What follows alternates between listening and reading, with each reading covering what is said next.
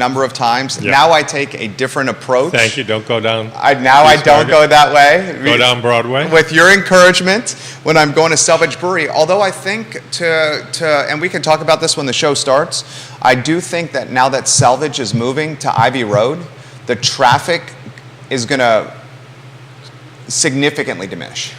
Well, it should, because they're going to have events and they Right. can tell the event planner. But I've seen like little limousines come down like 4 times in 20 minutes with 24 people in them, and I was thinking, why haven't they got the message to go down Broadway? I think it's just So, a branding, we'll see. advertising play. We'll talk about that. Comments are already coming in. Judah Wickower, Weekend Rock and Roll, when you're ready.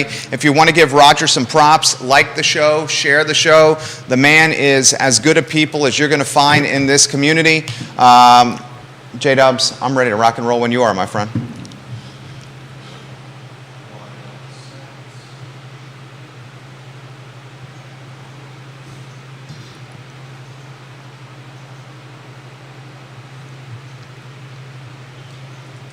He's going to count us in.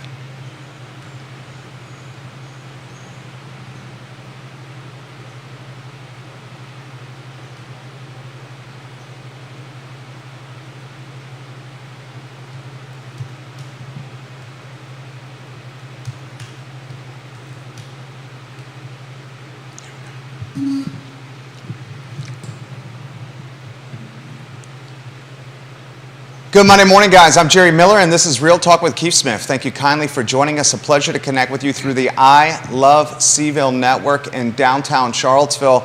And folks, we have a gentleman on today's program that epitomizes downtown Charlottesville, that embodies Woolen Mills, that embodies the spirit of Charlottesville and Central Virginia that we all love to call home. Roger Voisinay is in the house. This guy knows solar like the Pope knows holy water. This guy knows hockey like Eric Lindros does. That's a Philadelphia Flyer reference for you right there. Ooh. This guy knows real estate like few do in this community, and he knows so much on so many topics. He's a host's dream. Judah Wickower is the director. Nikki Chambliss will join us eventually on today's program, but let's go to the two-shot and welcome Roger on the program.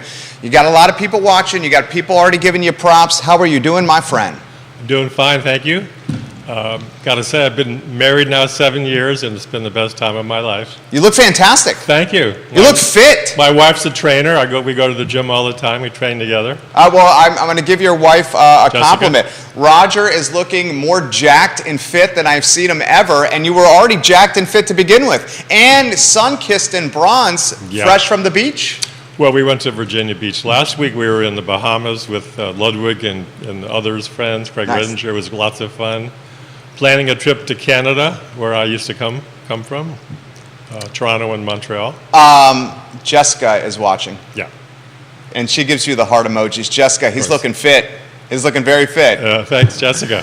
All right, we have so many topics we want to cover, and viewers and listeners, chime in with questions, chime in with comments, ask anything you want. The man is a wealth of knowledge.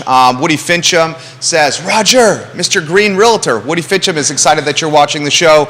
You got Bawn Romer giving you some props right now. John Blair on LinkedIn giving you some props. We got to talk solar. Okay. A topic that's close to your heart, open-ended, anywhere you want to go to start. Well, I've been in solar since 74. Right. I was full-time from 74 to 86.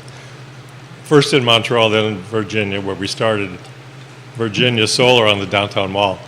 So I know a little bit about, creating trust and starting a company. And my observations, and I know you want to talk about Segura, is that they took the shortcut to building a company by spending a lot of money on advertising and marketing instead of building relationships one at a time. I think that was reflected in their mixed reviews. Some of them loved Segura, some homeowners did not. It's not a secret. Give you an example of what I think is the way to go. Richard Chrysler at Sunday Solar, a long time ago, bought his office building on River Road, has an income stream. No Bull Burgers is their tenant. They have solar everywhere on their roof, so they have no electric bill. If anyone wants to talk to the president, Richard, he's there. Trust is high. There's no doubt that they're going to be in the community. So I think that's the key. Paul Reisberg at Alt Energy used to be like that until he moved away. Devin and Rich at Sun Tribe are like that. You know, if there's a problem, it starts at the top, and I think this Sun Tribe, or this Segura guy, he's the only guy in solar I don't really know. And there's a reason. I know he's not around. He should be here right now writing the ship. He's talking to Andy Bindia, the Yeah. founder and former CEO of Segura Solar. And look, we got a lot of folks that watch, and I think it's important to highlight that the demise of Segura is not indicative of the industry across the board. And I think that's what you're trying to do here. Absolutely, nor is it of the people who work at Segura. By the most part, they're good intention, they're smart, they're hardworking. I know some of them, you do too. But if there's a problem like this, it's really the fault of the people at the top. And, you know, you could tell they're just too diverse. When you go on their website, I think they're trying to get their part-time salesmen to know everything about insulation, windows, heating and air conditioning, and now they're selling electric car chargers. That's not the way to do it. Absolutely. Not at all. I agree 100%. So what's the message that should be taken from here, and what's the feedback that you've heard from the marketplace since the Segura home house of cards has started to crumble? Well, first I'd pause a little bit on condemning them, and let's give them a chance. Mike Okay. Ball's trying to right the ship. He's a smart guy. We play hockey together, so I've known him for a long time. But it's a red flag to me that this Andy guy is not in town helping Mike do what Mike's trying to do, is pay the bills, get the installations back. So, you know, I would pause. I don't want to ever criticize anyone unfairly or prematurely, but, you know, the red flags are out there. So I mentioned Sunday Solar and Alt Energy, which is now Tiger Solar. There's a lot of great companies, and they have a high degree of trust, because who does a homeowner want to work with somebody they know, like, and trust? Right. And you can get that when you talk to the owners. Like Richard Chrysler, keep talking about, we go back to 1980. He used to live at my house. He watched me do solar for 10 years. And then sometime in the 2000s, he got the bug. His brother was also in the solar business, and he segued from his previous business to full-time solar, and they're doing great. I don't have any problems recommending Sunday Solar. I love it. I love it. Woody Fincham mentions Logan Landry, the former CEO. Woody says Logan is a smart guy and an ethical guy, and his new venture will be worth watching. Logan with Senvar Roofing now. He's a guy that I've had conversations with, and I'll give Woody some props and echo what he said. You had something on your mind. Well, Woody's the go-to appraiser for any home that has solar or any kind of alternative energy, geothermal or whatever. He took great care to train himself into these alternative technologies, and so he knows what he's talking about. And I love his idea when we talk about zoning later, about limiting it to just residential changes. I hope the city adopts Woody's idea. There's Nikki. We'll talk Nikki Chambliss coming on set here and in studio. We'll get to Nikki here in a matter of moments. Why don't we talk upzoning or rezoning? Rezoning, yeah. Yeah. Your thoughts, open-ended on that, anywhere you want to go. Well, I'm no expert, and I sort of hesitated to try to delve too deeply into it too prematurely, because I know there's going to be changes, but I rely on Bob Pinio, Richard Price, guys who are really at the forefront of that. They spend a lot of time and are on the committees to advise the city. But I do have one property in the Woolen Mills that I've owned since the 90s that I think is going to be like the poster child for what's good about this. And I'll just give you a brief introduction. It's a rental house on 1317 East Market, 10,000 square foot lot. Now, I always wanted to build a second house in the back. It's a perfect location. It's flat. Everyone loves the Woolen Mills. It's for obvious reasons, but you need 12,000 square feet to build two houses.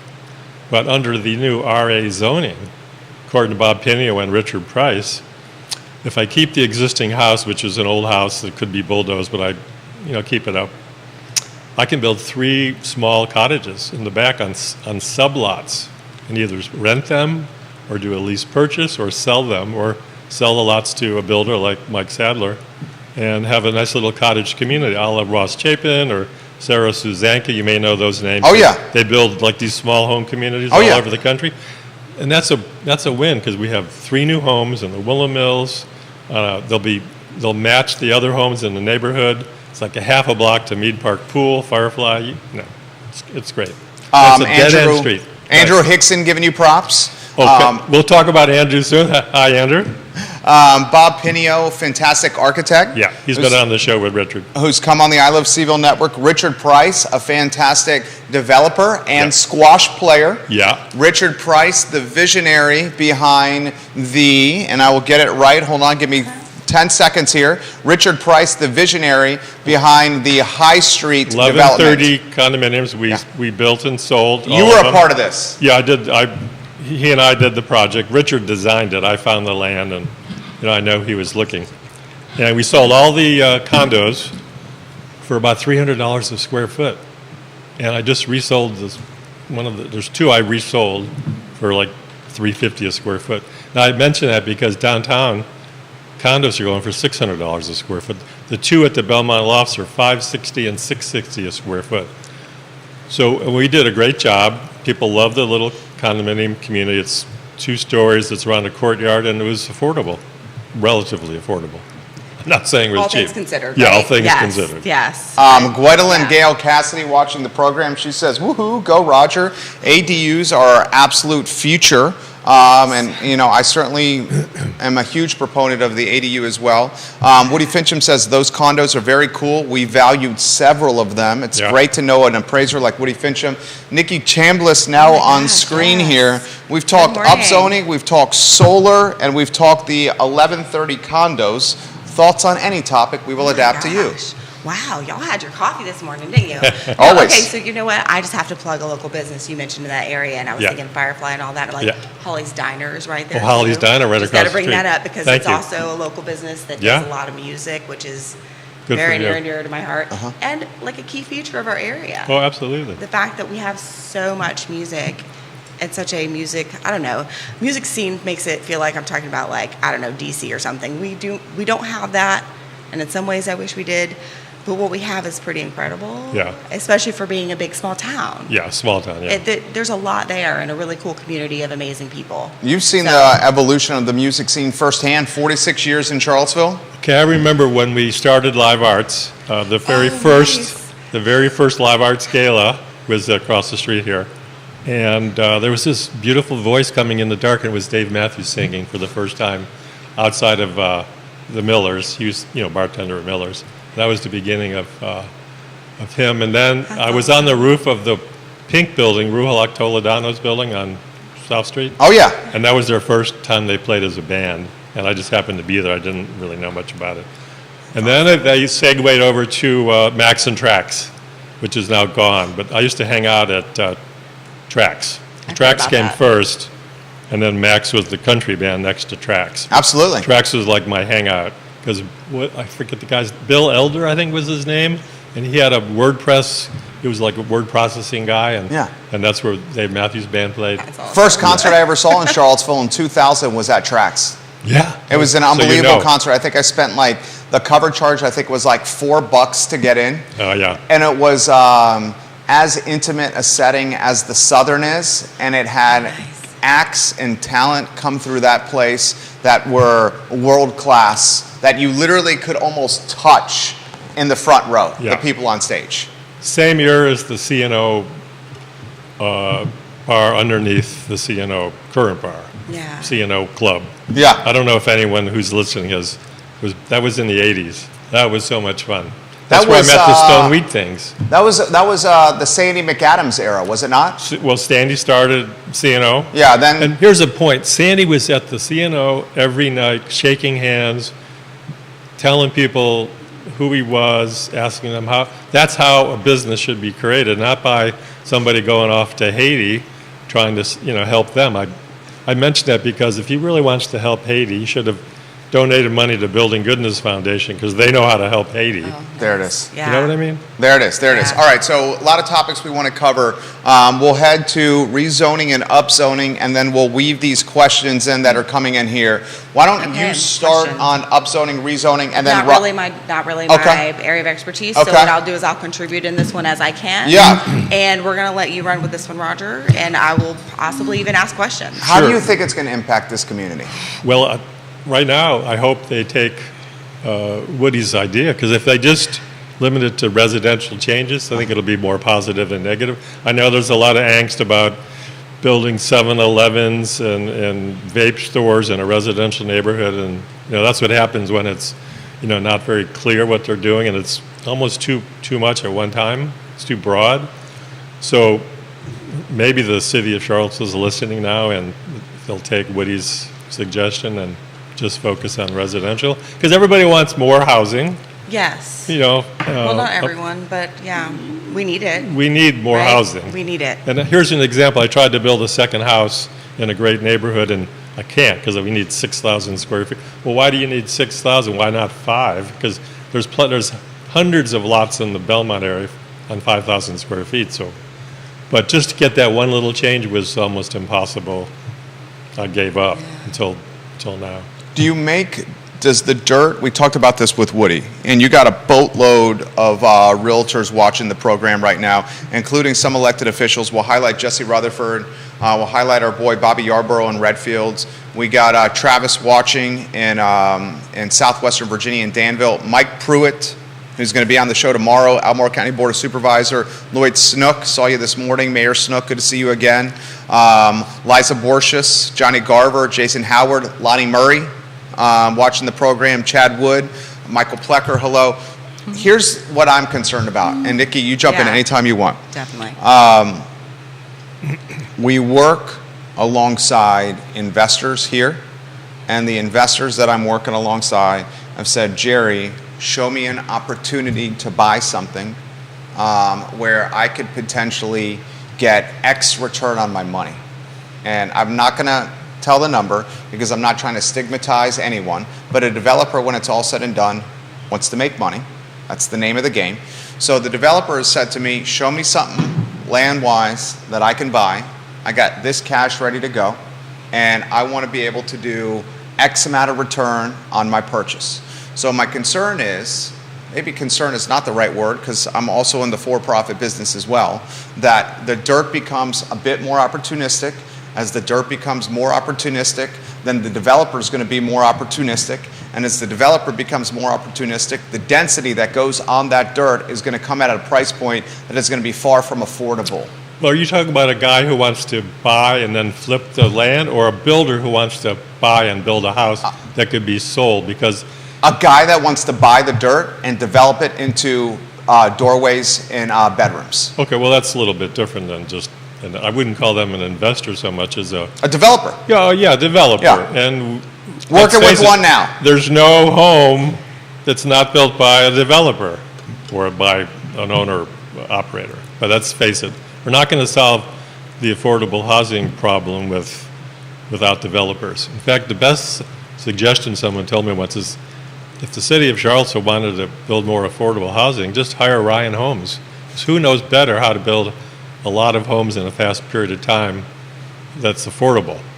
Now, they're not the best name in town, but they know what they're doing. They've been doing it since, I think they've been doing it as long as I've been alive, which is since 1949. They also have a luxury division, Yeah. MV Homes, that a lot of folks don't know about. Yeah. That's them. But you're right, they do come in at a price point that a lot of folks cannot duplicate. Absolutely. But that's because the economy is the scale, the purchasing power, and the vertically integrated nature of their model. Yeah, and they build most of the house in a factory, and then they ship it down, and they can put up 6 townhomes in 3.5 months.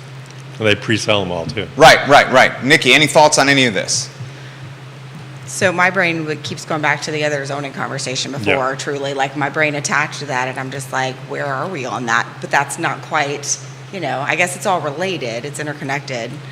I do think Ryan has a little bit of a stigma there. Yeah, and they it's do, but- also still an entry point into home ownership. So Yeah, I mean, Woody Fincham on the show Yeah. last week said, hey, not every house has to have hardy panel or hardy plank. Oh, Could have gosh, vinyl. Yeah, not at all. Yeah, so, Ryan Yeah. knows how to do No. that. Well, and in that case, like, one of the differences for people who don't know is that you just don't have as many choices, right? It's Yeah. not the customization. Yeah. And then, like you mentioned, the different levels of quality. Yeah, but we're talking about it's a getting home. people in a You're shelter. getting in home ownership. Exactly. What do you think Where about you own building the up? dirt. Building up to Well, solve it's this. inevitable. Look around the world. Right. Yeah. Why the resistance for building up in this community? I don't know. I mean, Keith Woodard and Greg Powell designed an 11-story condominium project. They pre-sold 26 units at $600 a square foot. They were going to They were going to create the Market Plaza, and Then he walked Cost- away from millions of dollars of underground infrastructure. it took so long, The market changed. and the cost went up so much, they needed to add a second, or the 12th floor, and at that time, the city of Charlottesville Said apparently no. turned them down, Yeah. and Keith said, lose a little now or a lot more later, so he took a small loss, well, relatively small, a couple of $1 million, yeah, and Greg Powell lost too. He was the architect. Well, I think a lot of people here, like a lot of when I talk to like locals who have been here for, have you been here Since your whole- 77. 77. Okay, Yeah. so Not my- probably 46 in a years. Not my whole similar- life. 46 Okay, I years didn't for know. him, 23 years for me. Yeah. Okay, so then one of the conversations I have with a lot of people who definitely enjoy the benefits of growth in our area, but sometimes struggle with the NIMBY, not my backyard, Sure. right? Or I don't want tall buildings. I think it's that idea of this city, regardless of where it has been in the last many years, has always had a certain charm about it. That seems to be one of the main topics that people are concerned about losing. And there are Yeah. other things about that, but when I pick apart the pieces and I'm like, okay, got it, I understand that. It's going to happen with any growth. It's statistics. Okay, next. What's the next thing? The thing that we land on that's not an easy numbers conversation is the charm. And I think that can be done well. Yeah. I think there are examples of it being done well, right? And I can't think of one right off, but just, motorcycling around the state, you go across places where it's like, oh, they obviously are very intentional Yeah. about their town and the growth in their town. Yeah, change is difficult for anyone. It's hard. The city owned that land on the parking lot that we're talking about. I thought, wouldn't it be great if the city, You're talking the Water Street Woodard development. Yeah. if city Know that instead one of well. created a development with studio and one-bedroom apartments where people who work downtown could rent them and or buy them, and they wouldn't have to have a car. Our friend Oliver Just like tried to do Oliver. that. Oliver I think wanted you're to gonna do go it. this way. That would be ideal. And then Oliver got shot down for, I don't know, forget Well, why. because the other conversation that happens a lot is, oh, service is terrible. And it's, well, when people Yeah. can't afford to work here and They're live here. and tired when they get live to work. They drove an anywhere. hour. Yeah, And even then, that's still, yeah, I don't know how they do it. what are they getting paid to be able to drive that hour? Exactly. I'll right? give some Yeah. background on this, Exactly. and then jump back in the mix here, Roger. So we're talking about two separate projects here. We're talking about Keith Woodard's project, Market Plaza on Water Street, where he legitimately was going to create an epicenter for the farmers market. The farmers market right now is on an asphalt black surface parking lot in the dead of summer. And if 15-degree slope. Yeah, right. And if anyone goes there in the dead of summer, they realize that it is hotter than Hades there. The quality of life for the farmers market on this asphalt parking lot is not the best, or certainly not what it could be. So Mr. Woodard and his team watches this show, Yeah. emphasizing that. Yeah. So they were going to build this epicenter for the farmers market, and also this mixed-use building that was going to include retail and residential, everything in walking distance of the downtown mall. He put a couple $1 million of underground infrastructure. We need to get the underground infrastructure before we can build up. And then the political climate in City Hall was so toxic that Mr. Woodard and his team legitimately chose to walk away from a couple $1 million of underground infrastructure, then pursue this project in its form. The second project we're talking about, then I'll stop talking, is Oliver Kutner. Oliver Kutner was going to do studio apartments or micro apartments about half a block off Water Street in one of his buildings. That ended up being an office building, the development. Called the Glass House. Yep. And instead of having studio apartments, we now have, how would you characterize it? A funky office with many stairs and code violations that somehow Oliver made work. Right. And he still makes work. It still makes work, and not, I believe, at full occupancy. Probably not. So we do know, and I can say this with confidence, that studio apartments or micro apartments within spitting distance of the downtown mall would have been a smash success. Yeah, home run, for sure. Home run, right? No doubt about it. Because folks in their 20s and 30s Yeah. want to be able to walk to where they play and work. Yeah. And they would have done it. We see this in Manhattan, we see this in Georgetown and DC, everywhere. So they're already weaning themselves from the automobile. So this is, Yes. they're probably going to have little scooters at the most. How about the topic of office conversion to apartments? I know that's an expensive conversion. Yeah, they just did a big study in New York. Yeah, that's a difficult thing. It's imagine putting in bathrooms where it's the plumbing that bothers me, and then each unit will have to have a little air conditioner. In an office building, you don't have that. Right. It's not that easy to do, in other words. Something I wanted to do here, but Yeah. the money that was needed was out of my purview by far. Yeah. So I want to throw this to both you guys here. We know we want density, and we know we want more housing, because if we do additional supply, that may stabilize price points. At least that's what the folks are saying. Do we not have tangible data that perhaps says otherwise? We got these studio apartments that Oliver tried to bring to market. I'm very curious of your take on the High Street project with those apartments in the floodplain by the Rivanna Oh, River. yeah.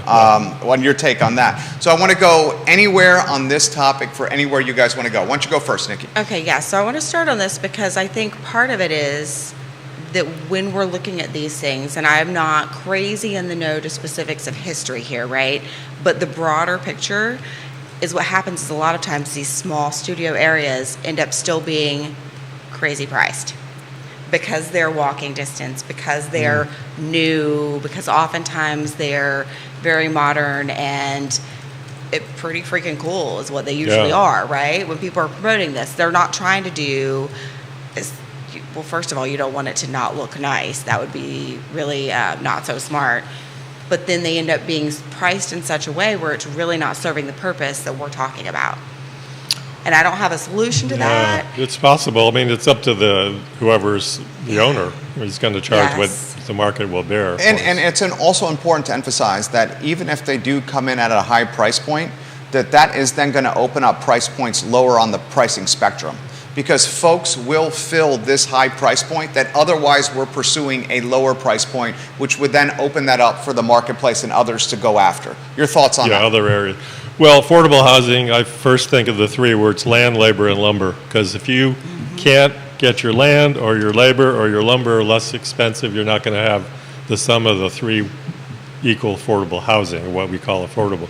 So land, so Habitat for Humanity, they're experts in doing this. And also the labor, they require the owners to contribute labor. Lumber, I heard they got some sweet deal through a NAFTA violation that Canada was fined, and they have to supply framing lumber to Habitat for Humanity from Canada at a discount. So they're kind of attacking. That's why Habitat's so successful. And by the way, we should give props to Dan and Dan Rosenzweig. and Kelly at Habitat for Humanity, the whole team, because we have one of the largest Habitat for Humanity operations in the country with That's regards incredible. to land and lots. Southwood Mobile Home Park is a great Well, they example. do amazing. They are amazing for our community. What Yeah. they do contributes in a huge way. They're going to transfer all those people that are in those mobile homes into newer homes. And have you been out there? They have this, Dick's Sporting Goods donated a little soccer I saw, pitch yeah. around the homes. That's awesome. I took a 1 hour jaunt through the new Southwood project, and there's a lot of beauty there and functionality as well. How do you guys characterize today's real estate market? Challenging? Is that a part? Statistics. I mean, Yeah. first of all, I think when you ask anyone in the business, we're not holograms. In other words, what we say is not going to reflect the market perfectly. If we had a bad week, we're going to be down. If we had a great month, we're going to be. So that's why I get to statistics. Statistics are pretty bad. Low inventory, high prices, tough time to be a buyer, good time to be a seller. But one thing I like to interject is the interest rates, everyone talks about them being high. In 1982, I bought my house, interest rates were 16%. Nice. And Virginia Solar paid 24.5% for our company loan. Imagine those two at one time. So although they're high now relatively to the last 8 or 10 years, they're not Yeah. prohibitively high from No. buying a home. Look into adjustable rate mortgages. Look into buy downs. Like builders are more and more buying down the interest rate for their homeowners. Juice DeCampo called me. Sorry. No, totally. They're watching you on the 100% show right now. though. Yes. Nikki, jump in here. No, I love that your answer was statistics. I think Yeah. that's incredible. And I will say, so from the buyer-seller perspective, I know it doesn't feel like it, but it's not as bad as it could be. It's really not, because that stability that we talk about with our area, because we're more transitory in nature, with a various, very large, impactful aspects, NGIC and UVA being two of the top ones, Yep. we're actually, it could be a lot worse. And I hate to have that be the context. And some days that really needs to be a thing that's said out loud. And there's still a way, right? Is it the easiest time to be a new home buyer? No. That first time home buyer, it is challenging right now. And it's still possible. So it's a matter of taking a look at what it is you want, digging into that a little deeper and being like, okay, so what's the why behind that? Because a lot of times people want to say, oh, you know what, I want my forever home. Okay, so usually people aren't going to stay in a home for forever if we're Right. talking to somebody in their 20s and their 30s, right? So what about the stepping stone, right? We talk about that a lot. What is the stepping stone? Could that help you get what you want and build a better foundation for the future forever home, whatever that may be? And in our area, that's a really good way to go. It's important for people to get into the market, to become homeowners, because the way you win in real estate is by being in the market for a Yes. good amount of time. Same with stocks and bonds. It's, flipping is not the way to go with either Hold 'em. stocks or homes. Oh, yeah. Hold them. It's not timing the market, it's time in the market, as they say. I love that. Yeah. Very well said. How do you No, think nice again. a drop in rates is going to impact this market? More competition Yeah. for the buyers, there'll be more buyers. Yeah, exactly what it's done the last couple times. But It's if it happened. goes really low to where it used to be, like 3, then sellers will come. There'll be more sellers. It's got to get to that level where Yeah. the sellers are not afraid to lose their current mortgage. That Yes. no one wants to lose a 3 and replace it with a 6.5. That's what we talk about all the time here. I know you I know. do. What I'll throw this to you. Where is that drop in rate threshold that is going to get someone like me who, Andy Zeman, are you watching? Because you could answer that. you got I don't know. It's probably in the 3 or 4s. That's the question I'm going to ask. What's that number that's going to get someone like me at a 275 rate off the fence and to deploy 700, 800K in equity? Well, you don't have to match your current low rate because you're going to have a lot of equity. You can put down more cash so you have a lower mortgage, assuming you're going to get a mortgage. So maybe your monthly payment will be the same even though it's at a higher rate. So it's something close to 3 or 4, I would say. So 3 or 4, you We're think pretty is- far away We're from pretty far away. Pretty far away from Because that. we're flirting with the 7 Yeah. right now. That's bad. What do you think? What do you think, Nikki? Well, I think if you're using yourself as the example, I'd be like, why on earth are you considering selling that property? Don't do it. You know better. Right? Truly, it would have to be a really sweet something, or you would have to be upgrading your investment portfolio in a way for that to make sense, right? Or you had children and you're outgrowing your current home. Well, but he But- could rent it well, out. I don't mean him. Yeah. Yeah. No, totally. Someone And else. that's a lot Exactly. of times. And a lot of times people don't want to have that investment property. And if they really Yeah. don't want it, that's fine. I know I get flack from realtors because they're like, please, why do you keep encouraging people to invest? We really need the homes listed. I'm like, I get that. And really it's Yeah. about what's going to work best for the person. I think those keep your current home and then as a rental. It's kind of a bad idea unless it's really low cost because Yeah. if it's over like 4 or 5, forget about getting your money out. Then it becomes a rental. When you go to sell it, it's never going to look as nice. It's going to be always a I guess distressed it property depends on in where some you ways. are, though. I mean, for me, I've got the long game. Well, a longer game, not as long as some, longer than others, right? I don't know. Well, if you had a have to treat it like a business. $500,000 house, you could sell it and buy 2 or 3 $200,000 Right, houses in that's the another play. community, like in Jacksonville, Florida, Oh, that okay. I've As long as we're discovered. moving elsewhere, yes. Yeah, because yes. once you get out of your comfort zone and look past Charlottesville, I gave up on Charlottesville as a single-family home rental purchase. You were not a alone in long that. time ago. Yeah, yeah. And luckily, I discovered The Jacksonville. numbers just, no matter what market we've been in here, Yeah. the numbers don't work here like a lot of investors want No, them to. It used to be you could buy a house for 100 times the monthly rent. Forget that. Now it's 175, 200. That was one of the most challenging conversations I had to have on Yeah. a regular basis when working directly with my clients. Right. Who were investors, which it's my interest, so of course I'm going to attract and engage a lot of that. And it was really hard for them to realize that this market wasn't what, it's like, hey, your numbers, I get it. Yeah. You're doing the math. I know the math too. Yeah. And I'm telling you, it's never going to match what you have in this other state here. Right, right. It's just not Well, how that's good for you. Charlottesville works. Yeah. Well, and a lot of times that meant they were very frustrated for a while before they realized it. Yeah, and it's hard Yeah. to go to another state. It's a Well, whole It thing. is. Well, that's a perfect segue into the real estate IRA and the. Yeah. You want to touch on that? Yeah. So most people, if they have a Roth IRA or a SEP IRA, if you're self-employed or an IRA, have it in a stockbroker's account. 95% of all people do that. Through REMAX International, I learned about Equity Trust Company, went on some webinars, and Equity Trust is a self-directed IRA, also known as a real estate IRA. Self-directed is a better word. So then when I discovered that I could do my own choices, make my own choices with regards to this money in the IRA, it was a no-brainer to open an account. I used Equity Trust Company in Cleveland. The website's trustetc.com. I think there's a half a dozen companies. They've overall always been referenced as the best overall company, and I recommend them. So that's one of the best things I did, because I bought one house within the real estate IRA, and I realized that I can't depreciate it, so it's on Elliott.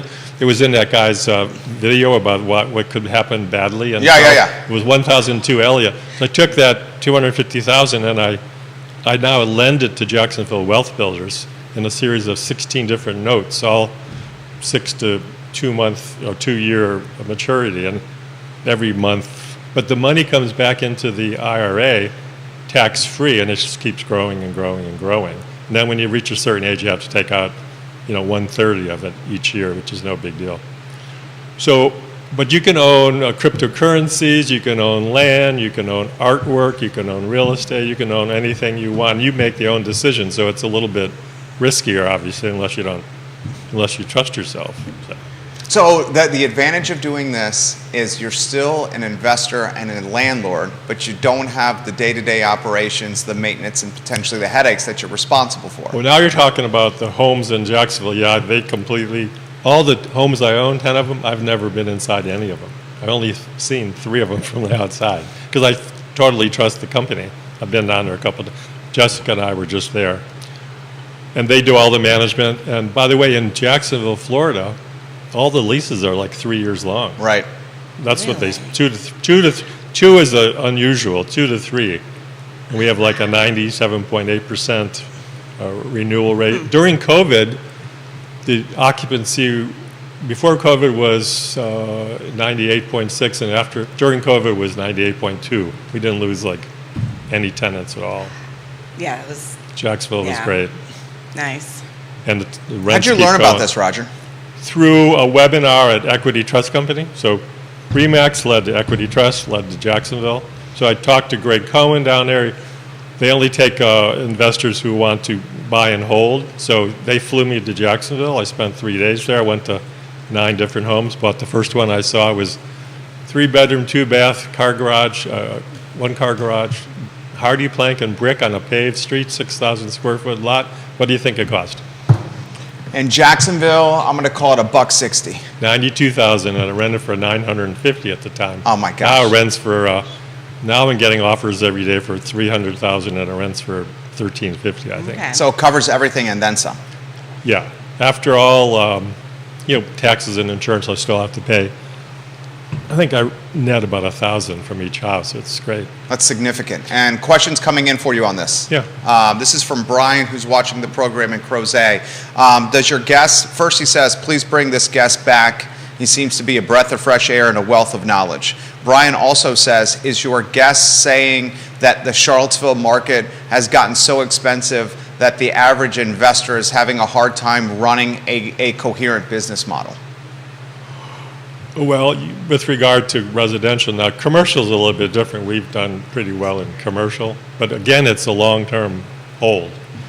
But yeah, I think a lot of small investors are looking elsewhere. Like, if it costs 200 times the monthly income to buy a home, and you can find something else in Buffalo or Cleveland or Dayton or Jacksonville, Yeah. and you can if you know how to look, then once you get over that fear of being out, I used to think if I could drive by everything I owned in a day, I would be happy, but I got over that. That's a Yeah. negative belief. So once you can get over that, and then there's a wealth of knowledge, on podcasts and everywhere. Oh, so much. What's your favorite? Well, I listened to Get Rich Education on Keith Weinhold, and Nice. and he's had That's a good one. he's had the Jacksonville Wealth Builders advertised, but he also had Peter Zehan, who's a geopoliticist, and I read all his books now and listen to him every day. He's a brilliant guy. So he, through Keith and that podcast and YouTube channel, it's really that's awesome. And he just focuses on single family home purchases and Really? rentals. Yeah, Oh, wow. Well, Okay. occasionally duplex or something like that. Yeah. You're getting, is it Michael Vydrzel watching the Oh, program right McCall, he's from Czech Republic. He's a hockey player. Is he UVA. watching in the Czech Is Republic? that McCall? Yeah. Yeah, hi McCall. Yeah. McCall is watching right now. He says, I'm listening to you right now, Roger, and I'm loving it. So he's watching in the Czech Republic literally as we're... So McCall came over to America with almost no money. He was like homeless in New York. Then he ended up at Eastern Kentucky University or Western Kentucky, played hockey for us at UVA. When he was at Darden, and he went to Microsoft. Now he has his own business in Czech, and he's one of my favorite guys.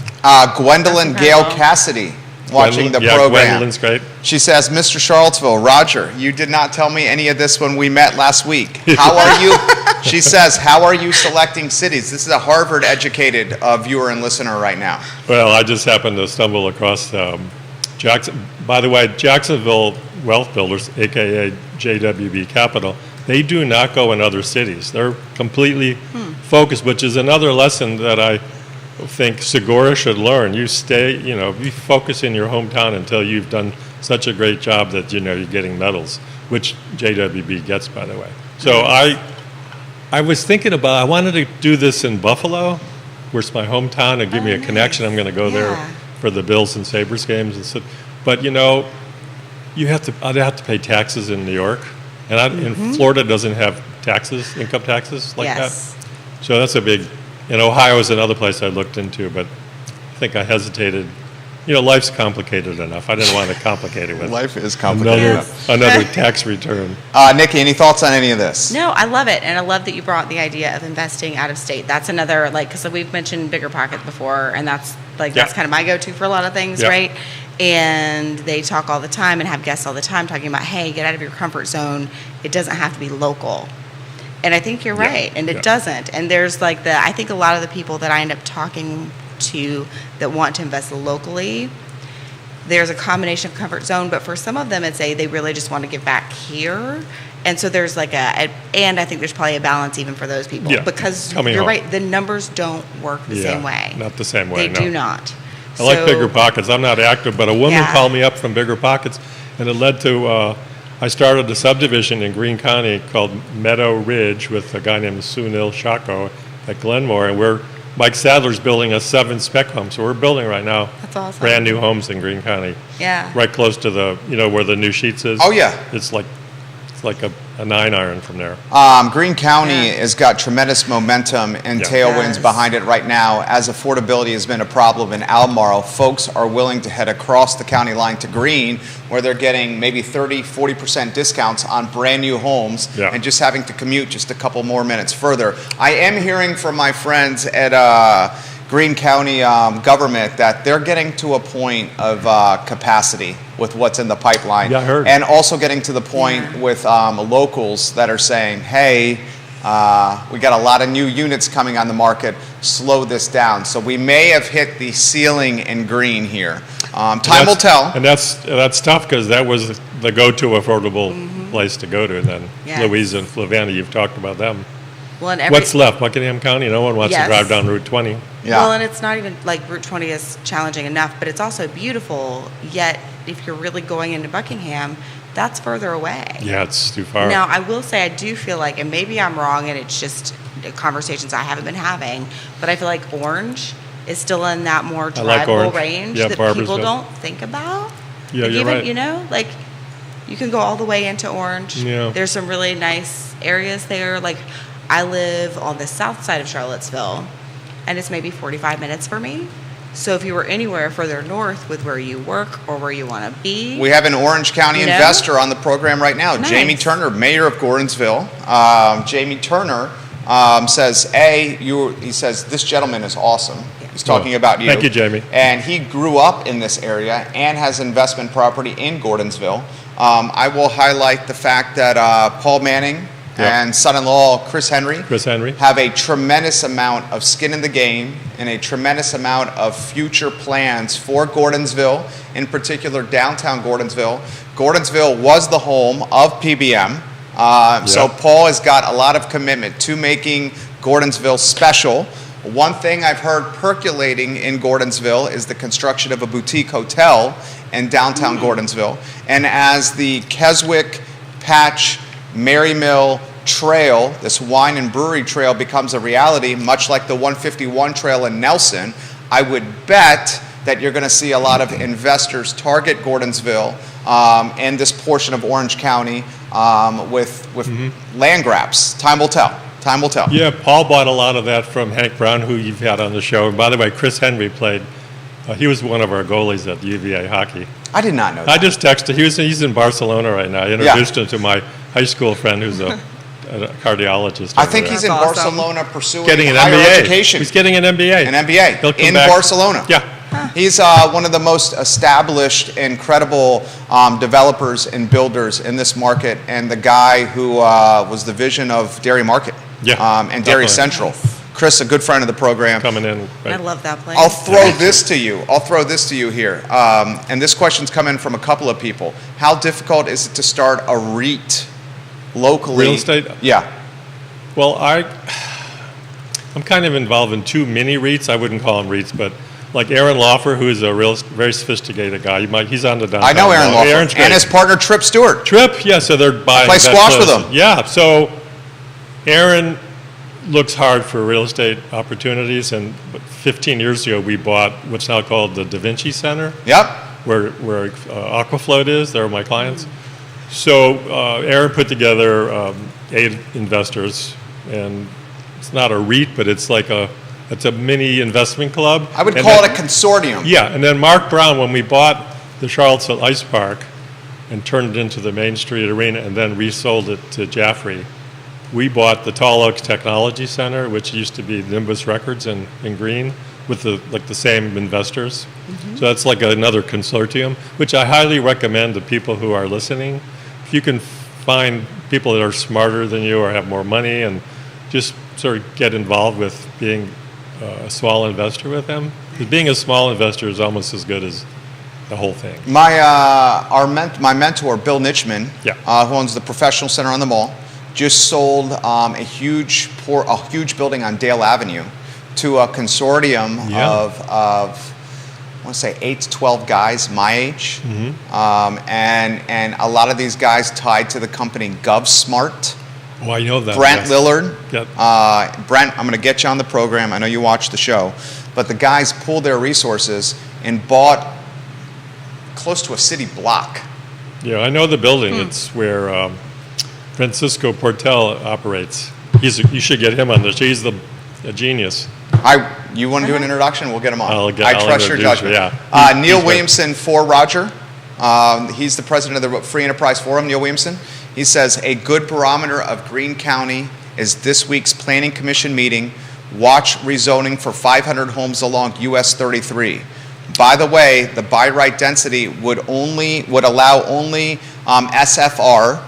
The rezoning would allow attached product. So he's basically saying, and he lives in Greene County, Neil. Yeah. Sean Tubbs reported something like 250 homes coming to Standardsville. I think that's the same thing. Is that the same thing, Neil? Jump in with some perspective here for us. We would love to hear some thoughts on Greene. And Neil, I would love to hear this question. Are we at a capacity with future development in Greene when it comes to housing, like I'm hearing percolating from stakeholders in Greene? Well, and by capacity, you mean people's tolerance for change. Yes. Because it's not about land. They've got the dirt. Yeah. Right. But the tolerance for change drives It's hard. political capital Oh, yeah. and who gets into office. Yeah. I just wanted to say that out loud, not because I didn't think you knew, but for people to realize Sure. that's what we're talking about. Yeah. I think sometimes it's easy to hear like a soundbite and not let it digest, because Yeah. we've got a lot of sound bites hitting our brains, right? Yeah. I think Albemarle County is a perfect example. Oh, yeah. Look at who we're voting into office. And, I'm not throwing shade at anybody, but the folks that are being voted into office are the ones that are not opposed to development, or opposed to development, excuse me. You got, Supervisor Malik, who's running for re-election, either her 4th or 5th term. Supervisor B. Lepisto Kirtley running for a 2nd term. You got Diantha McKeel on either her 3rd or 4th term. Ned Galloway on his 2nd term here. Yes, we have Mike Pruitt running, and he's running unopposed in the Scottsville district, so he's going to win. So he's taking Donna Price's place? Donna Price is not running. Yeah. So Mike Pruitt will be, and he's coming on the show tomorrow, and he's watching now. Mike Pruitt is going to be on the board, Okay. but he's Yeah. one of 6 votes. Yep. So while he's very pro-housing, 5 beats 1. And 5 beats 1 every single day.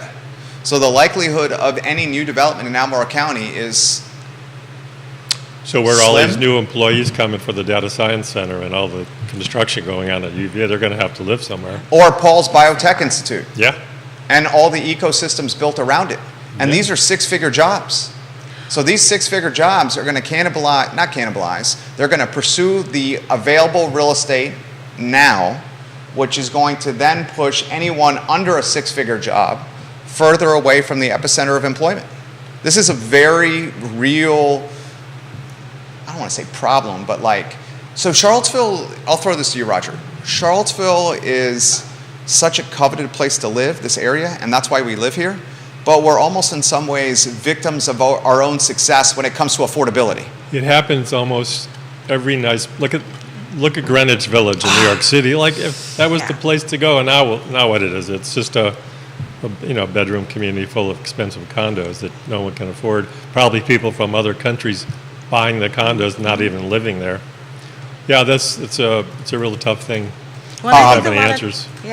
I think a lot of times it's backed by fear of either the unknown or an idea that we have in our heads, and I can be very understanding of that, right?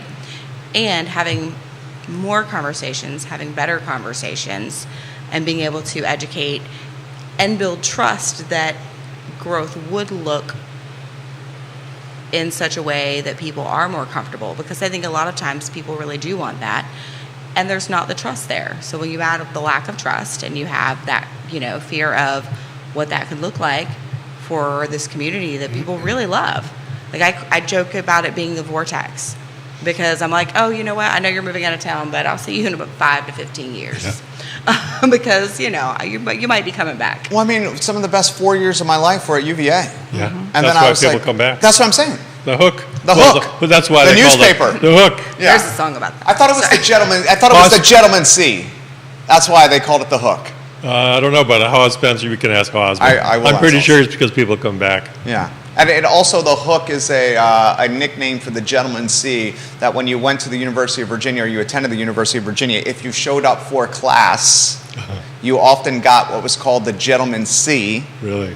which led for passing and a degree. Really? And That's that was special. nicknamed the hook. The C. The C see, was the gotcha. gentleman C. So Neil Williams said, he says Roger's exactly right. The project that you were talking about is the project he's talking Okay, about. good. So you were 100% right. And he also says Greene County is reaching political capacity on new development. The physical capacity, water, sewer, and schools are sufficient for development, but the political capacity is not there. That's what I'm hearing as well. Yeah. This is from also Neil Williamson mentioning Sean Tubbs, which is what you mentioned. Yep. From Sean Tubbs' newsletter, the first is a public hearing on a request to rezone nearly 140 acres near the town of Standardsville from R1 residential to planned unit development to allow for a community of 500 units with a mixture of 150 townhomes and 350 single-family detached units.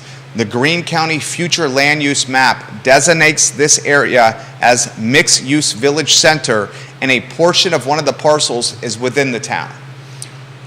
Is it walkable to downtown Standardsville? Because if it is, that could be a boon to that.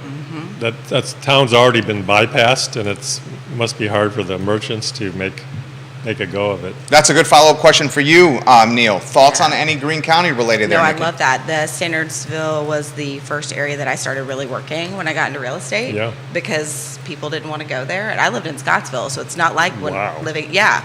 But it was an opportunity, and Yep. people wanted to ignore it, and I was like, oh, I'm here for that. Mm-hmm. So thankfully I had a CRV with all-wheel drive because a lot of those roads required it. Pretty, yeah. Yeah. Pretty rural. And never had damaged tires, which was also a high risk on some of those roads. But I loved it. I love helping people. I love areas. I love where we live. Yeah. So did a lot of work there. I would love to see something like that benefit that town. Because you're right, being bypassed really Yeah. does have a huge impact on business owners who also usually live in the area Definitely. and need to have businesses to be able to continue to do so. How about the Katie Pearl, hello, Logan Wells Claylow, hello, many of your colleagues at REMAX. Oh, really? All over the show right now, Roger. We love our REMAX friends. Walkability in this town and public transportation is coming up on the feed. I'll get to the specific questions, but I know this is something you like to pontificate about. How does the bus situation, how do they survive? Because I've just never seen anybody in the buses. There's 5 or 10 of them lined. I almost got in an accident because they were so lined up on Water Street that I couldn't see around the corner, and a fire truck was coming the other way, and I was in the other lane trying to get around the buses. Anyways, there must be some secret to how they survive. I guess federal grants or something, but walkability is wonderful. I love the Willow Mills for that reason. Do we need a better, okay, I'll rephrase this question. How important is a reliable and consistent and ubiquitous and approachable public transportation system for creating affordability with housing in Charlottesville? Ooh, that's a big question. I'm not an expert. I thought of 2 things. One, I wish the buses were smaller and maybe on call, and then also the buses need to go, like John, far out to bring these people who live 30 minutes away. There's a thing I always tell people about moving to Greene or Louisa to save money is every 30-minute drive is about $200 or $300 a month on auto expenses, which translates to like $50,000, $75,000 of a home price if you didn't have that. So you're not escaping the affordability problem by going 30 minutes away, especially if you work downtown. So it's always a balance. People don't think It's about it. creating a It's different not, the challenge. lenders don't even ask about No. that. They don't say, well, how much it's going to cost you to drive 30 Oh, minutes? no. Two people But your budget sometimes. hopefully factors that, and Yeah. hopefully someone is having that conversation, your trusted advisor, right? If They you're- rely on right? people like you and me. Yes, absolutely. No, I think that's a really good point. Yeah. There's also that aspect of depending on what your job situation is like, if you have good flexibility and trust, then you're probably okay. And if you do not, and your car breaks down, Yeah. you could be out of that job. Well, Like- if the IRS allows 55 cents a mile deduction or more now, then that's the real cost. Yeah. And I think that cost, frankly, might be a little light. Yeah. Because Yes. if anyone has tried to price some tires or done any work on their vehicle in any capacity, they'll realize how expensive that is. Absolutely. Neil says that a portion of the development is walkable to downtown Standardsville. That's good. And he Yes. said, by the way, the Greene County 4th of July parade was absolutely awesome. Kevin says we need to explore a light rail partnership on existing rails. So Meredith Richard told me that She watches. I live on the CSX line. She said now it's owned by the state of Virginia, so the Commonwealth of Virginia owns that in preparation for a Charlottesville or Richmond train, which she said is coming. We should highlight Meredith in her role as an evangelist for the rail system. She's like the president of the I'll tag her right Train now. Passengers Association of America. Right. Something like that. I need to get her on the show. She's for sure. Yeah. She should be on the show. She is, I would say, the biggest champion of, For decades. Right. She's a saint. right. Do you think it's realistic, this rail concept system? I mean, why hasn't it materialized? Which is the question, going to Richmond or rails to? All the above. Locally, rails, and then, I don't get it locally. okay. Probably doesn't, yeah, I feel like So that you would- see it cost doesn't Richmond, work, Northern right? Virginia. Yeah, I mean, I took the train all the time from Montreal to Toronto. It was a blessing.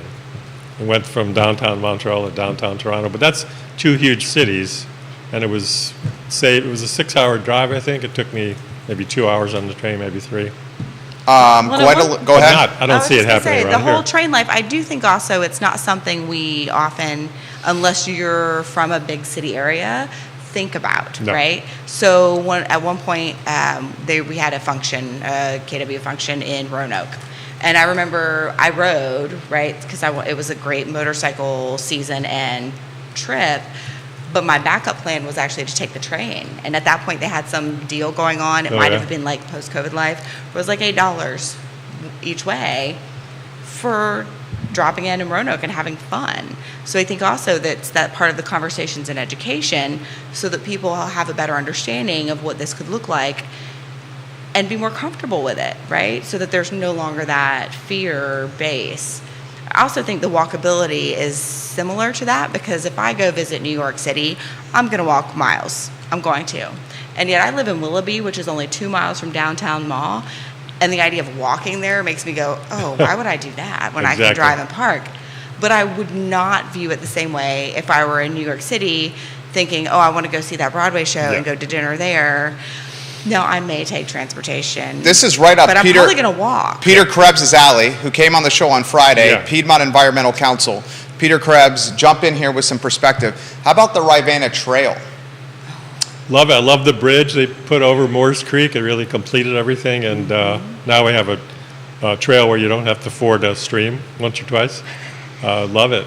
How could the Rivanna Trail factor into safe walkability, bicyclability in this community for folks to potentially get away from vehicles and pursue a level of affordability where they can live in Charlottesville and not have to worry about, let's say, going to Waynesboro because they're priced out of Charlottesville. Once they go to Waynesboro, they realize, good God, I'm dropping $300, $400, $500 a month just to commute. So this affordability that I thought was truly affordable, I'm literally losing money versus paying the rent here in Charlottesville, and then just get around with the RT or maybe improve bike lanes and walking lanes. Well, I never thought of the trail being factored into what you're talking about. It's more of a recreational, and I wouldn't want to see it with a lot of bikes either.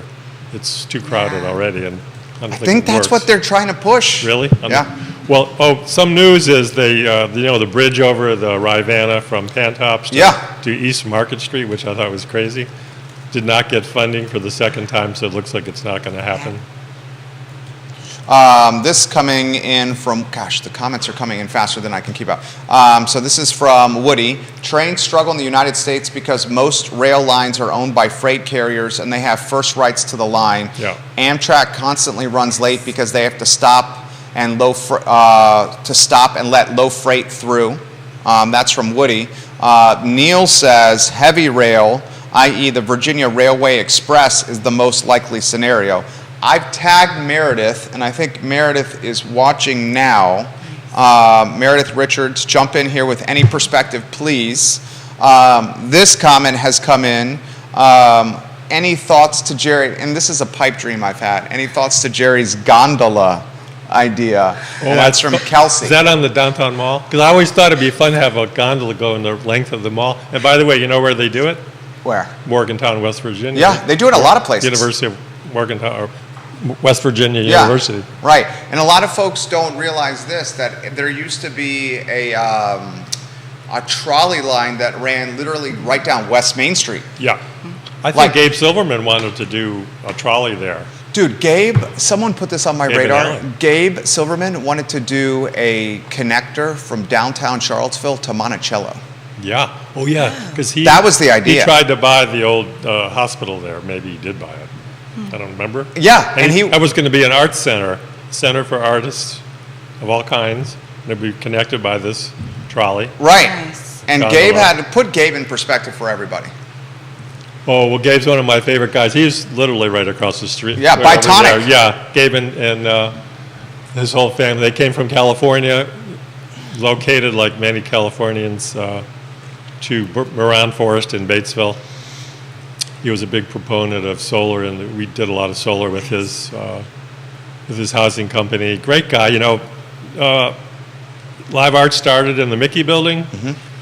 So Fran Sackett and Michael Perrin and I, we went over with Gabe and we looked for a spot for live arts, and we were looking on the second floor, and Gabe said, let's do it in the corner down on the first level where Icarus Medical is now.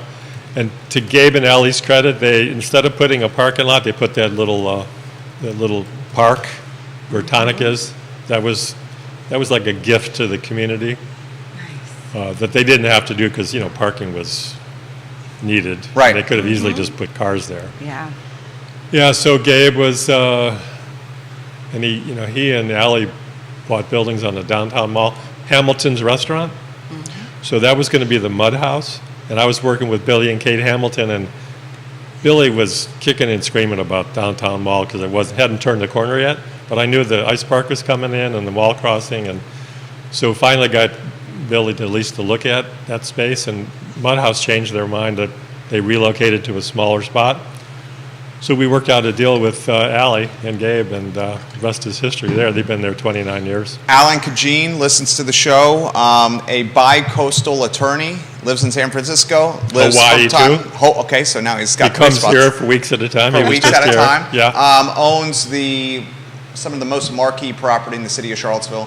Has the Passiflora building, owns the parking lot on West Main Street where Wild Wing Cafe is, owns Wild Wing Cafe, owns a good chunk of the downtown mall.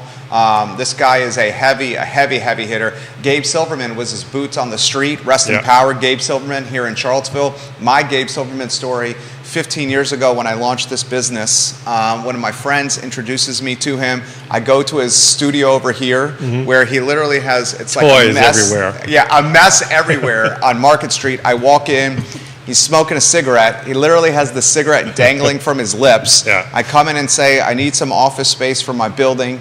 He has it dangling from his lips. He sizes me up and he goes, how much you need? I go, about 300 or 400 square feet. It's me and two other people. And then he goes, what you want to pay for? And I go, well, I can afford $350 a month. That's it. He goes, how long the term? And I go, the shorter the better. He goes, I got you. That's right. That's literally the story. Yeah, I believe it totally. And he was so willing to help. They owned the Purple Building on West Main where Feast is located. Oh, absolutely. The market, Main Street Market. Main Street Market. That's absolutely right. So I once was head of the community revitalization program at Carr, and I had to pick out a winner of the award for the year. Yeah. There was like 10 of us, and it was the simplest. We picked Gabe Silverman because it was like a no-brainer. And thank God he was married and Karen got him to come, because otherwise he would have stayed at home at his office playing with his toys or doing some deal rather than coming and getting his award, but he came and got it. Sounds about Were right. he and Allie college roommates? I don't know. I really, they probably did some deals in San Francisco, and Okay. because Allie's the lawyer and Gabe's the architect. Right. I don't know if they went to Berkeley together or anything Okay, like I that. think they were friends from college. Somebody might know who's listening, but Yeah, viewers and listeners, if you can help us out in here. Another building they own, the Rapture Building. Allie owns that. I mean, you're talking about some of the most trophy properties, and he listens to this show, which is important to emphasize. You guys make the show a dream. Roger, we got to welcome you back here. did we get to my list? I do. That's what I'm saying. How much time we got? We got, let's call it 10 minutes. Okay. Wow. Yeah. Go. Anywhere you want to start with. Well, there's there's 3 or 4 fun things. One, Tesla. I got some breaking news.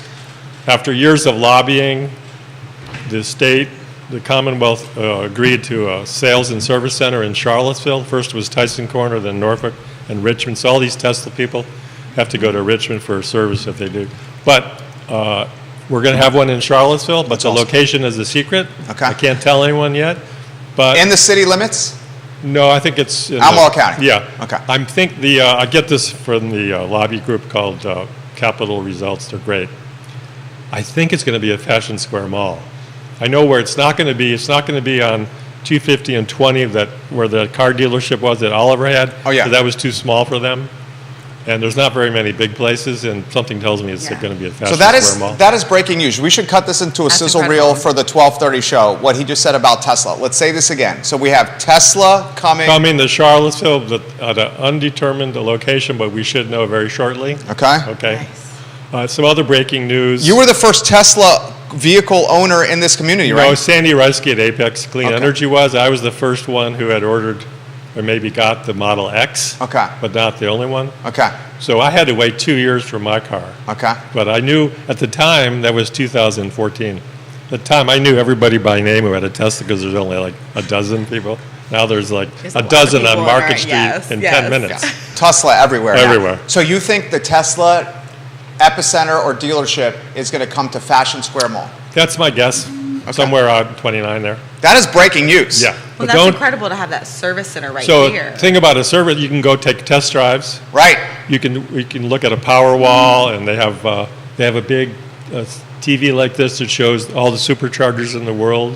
It's quite a place to visit. And by the way, if you own a Tesla, most of the service is done at one's home. They come to your house to do. neat. There's not that many parts to an electric car. Yeah. Like I had my cup holder replaced by Thomas, and he came to my house and did it in 15 minutes. We're going to That's cut very that incredible. content and Yeah. replay it on our 12:30 show. Give us another piece. Another breaking news is the ACC Hockey Commissioner said UVA hockey is going to be too good this year not to have a coach, and the coach moved to Boston. So he asked me to find one. So I first thought of Andrew Hickson, who's on the show. I thought about 4 guys who play hockey, and Andrew was the first guy I approached, and he immediately saw the opportunity and said yes. Now, Andrew lives on Langford Lane in Belmont, not Belmont, off of Ridge Street. Played hockey at Northeastern. He's a Canadian from Ottawa. Plays hockey in Richmond, like all the hockey players have to go to Richmond or Liberty University. And then he immediately recruited an assistant, a guy from Richmond who played at Yale. So now we have 2 really good coaches. Nice. And the team is, we can't lose the team even though we lost a place to play. So nobody thinks about the UVA hockey team except people like me and the other coaches. So I'm really happy to announce that Andrew's, and he put something on Facebook. He did. He gave you props. He's Yeah. watching right now. Yeah, I put something on him, and he put it on his own page. But the UVA hockey page has a link to the story. I love it. I love it. What else we got? TEDx. Oh, TEDx. Well, there's a lot to talk about that. But basically, our committee is sort of dispersed. Somebody moved to Santa Barbara, Austin, Harvard, New York. So it's going to be hard to recreate our Crackerjack committee to redo another one. But I wanted to tell a story about TEDx because I often wondered, did we make any difference in anyone's lives? And Jude, if you can go to sportsillustrated.com, si.com, and search the keywords Redemption Virginia basketball, here's the story. In 2014, Donald Davis gave a talk at our second TEDx. He's a storyteller from North Carolina. And Laurel Bennett, Tony Bennett's wife, was in the audience. 4 years later, UVA loses to UMBC in an ignominious, embarrassing loss. First time a top-seeded team lost to the lowest-seeded team. Tony was beside himself trying to figure out how he's going to help these young minds, these young athletes, overcome this choking experience. Laurel said, Tony watched this TED Talk I remembered 4 years ago. So he went on our YouTube site or our website, found that Donald Davis talk, was so impressed he made the whole team and coaching staff watch it a couple times, and it helped them change their attitude towards this thing that happened to them.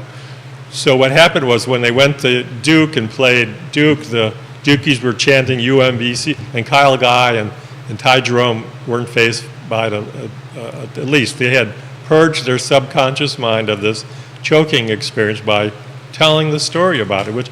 So did you find that website? Virginia basketball. Anyways, the whole story. Check your Facebook DM there, if you could, please. The whole story is on Sports Illustrated, told beautifully, including the TED Talk. Nice. Anyway, so it's wonderful. Then Tony Bennett 3 times gave credit to this TED experience. But get this, that's only chapter 1 of a 2-chapter story. A similar thing happened to Tampa Bay Lightning in the National Hockey League. They were the first seed team, and they lost to the lowest seeded team in the Stanley Cup playoffs in 2019. And John Cooper, he was, he's the coach.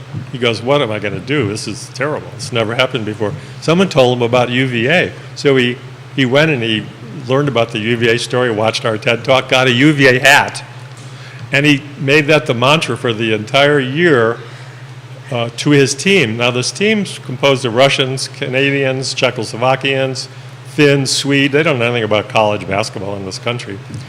They ended up, make a long story short, they ended up winning the Stanley Cup. And then when they're on the podium, all the players are sweaty. They got their Stanley Cup hat. John Cooper, the coach, he has a UVA basketball hat on. That's awesome. Isn't that awesome? That is awesome. So the moral of the story is you never know what you do, how it's going to change someone's life for the better. In this case, it happened, we created indirectly, we helped create 2 championships. That's amazing. And that was like the highlight of Charlottesville the last 5 years, is that celebration of the national championship. That is absolutely amazing. Everybody And was so high. I want to highlight one more time here, the Woolen Mills Chapel and Wool Factory Preservation Piedmont. So Preservation Piedmont is now the official owner of the Woolen Mills Chapel, which had been, falling on hard times. I mean, at the best, neighbors were contributing $5 a year to the neighborhood association. Every once in a while, we'd raise some money. John Fink would, contribute a couple thousand. We'd get the place painted. Fred Wolf was in charge and taking care of the chapel, but somehow he did a deal with Preservation Piedmont, who has the resources and the bandwidth to help steward this beautiful building. I don't know what's going to happen, but it's going to be all good. And That's it's amazing. the heart of our neighborhood. Oh, it is, outside of the Wool Factory, the most iconic aspect, right? That and the power plant across Yeah. the street from me, which a guy named Phaedrus owns, and I'm hoping he'll, at one point, come to the realization that he can't develop it, and then he'll donate the power plant to Preservation Piedmont, and then they can do something nice, because it's overgrown and there's broken glass in the power plant. It's not very safe. I've had, Rachel Burns, hello. I've had 1, 2, 3, 4, Oh, you found it. 7 I people, sent it to Jerry already. 7 people say bring Roger back. Yeah. Thanks. Did you find the redemption? Because I think Judah's doing a lot of things right now But- here I on the sent it to fly. you, Jerry. Yeah. it's right here. Okay. Yeah. Anyway, Do it's you just want fun to read that. We will check it out and we will put it in the feed, guys. You guys are a dream. I'm very grateful for your time. Any closing thoughts? I think it's amazing. So I know I didn't speak a lot on this show, but one of the things I love so very much, because Charlottesville is home to me now, right? And for a while I was more transitory in life, and Pensacola, Florida was always still the place that I would refer to as home because I was transitory. And then I moved here kind of against my will. I didn't really want to. I didn't know what it was. Yeah. I was like, if I haven't heard of it ever, Yeah. is it really a place to go? It's also a little far away from the ocean for my preference. And then I got here, and now this place is home, right? It's the longest I've ever lived in a place Yeah. in my adult life, and I love it. So being able to engage in a way where I understand a lot of the history behind things, and you're willing to share your experiences, is incredible, and thank you. Oh, I love talking about it. I love it. We just touched the surface. Yeah. Well, we'll I have have to do one this thing. again. One thing I prepared because I knew you were going to ask this question. Do you know what the Ho'oponopono is in Hawaii? No. It's a forgiveness and transformation ritual that the Hawaiian culture created, and I think if we could somehow adopt that to our country, but maybe just our city. So basically, it's summarized. You can go online and read about it. You say to oneself, "I'm sorry, please forgive me, thank you, I love you," and you say that to yourself, or in a relationship with Awesome. somebody else, and it's a transformative experience, and it's Yeah. worked wonders in this culture over in Hawaii. In fact, there's stories about healers going into prisons and changing the whole consciousness. But since we need a healing in our community and certainly in our country, if we could, wouldn't it be fun if like 5% of Charlottesvillians said the Ho'oponopono for an hour every week to themselves? I think maybe we could make I think that a would real I change think here. that would really change things. It's, Yeah. I'm sorry, please forgive me, thank you, I love you. And you can actually say it in any order. But if you go on the internet, you could find references to how this has evolved and how they created it. You're awesome, dude. Yeah. I love that. Yeah, So it's I wanted to incredible. share Thank because you. Yeah. it'd be something that we could carry forward. Dude, Roger crushed it. Nikki crushed it. This show, guys, I just love doing the show and spotlighting folks like Nikki and Roger on the program. It's fun. Yeah. I love listening to Nikki. Yeah. I didn't even know you until this show. Every time you're on the show, I listen. I think we did a deal once. We probably But I had did. purple hair. That would have You had stood out. purple hair? I did. I may not have seen you. Okay. No, you did. That I think maybe. I've been doing I have deals to for look. 41 years in real estate, so it sometimes You've met a lot of surprises me. people. Yeah, I know. exactly. But I'm not He sure. I need watches to you look on the back. show. He Yeah, watches that's you why I here. watch you on the show. Yeah. You and Well, I'm Keith really are great glad that you together. do. Yeah. Thank you. Oh, yeah, really. I just love being here. I miss Keith. I wish he was here. Keith's watching from Cali. One of my fraternity brothers almost got killed himself on the same journey that Keith's doing. Oh my It's very gosh. difficult. He lives in Wow. Tacoma. He's a bike rider. Okay, so we all did see that post where he was like, "Yes, this is I'm me safe. not dying." I'm Yeah. safe. That's not his words, but that was my takeaway. Keith is not Cali, Seattle, but Keith is moving his daughter and granddaughter and son-in-law to Richmond. Yeah. And they will be Richmonders later this month, early August, and that makes Yona and Keith very happy. And joining the family business. Yeah, Which is exciting. Oh, really? Oh, youngest yeah. daughter. Yeah. Yeah, I think I read that. Yeah. She'll be doing real estate in Richmond. Good, So, good place to do it. Great market. Yeah. They have Yeah, inventory. absolutely. Yeah, good place. For Roger, for Nikki, for Judah, this is Real Talk with Keith Smith. Keith will be back in, I believe, a week. We are grateful for Roger and Nikki's time. I will 100% reach out again. This has been too long. Please do. Judah, thank you for everything.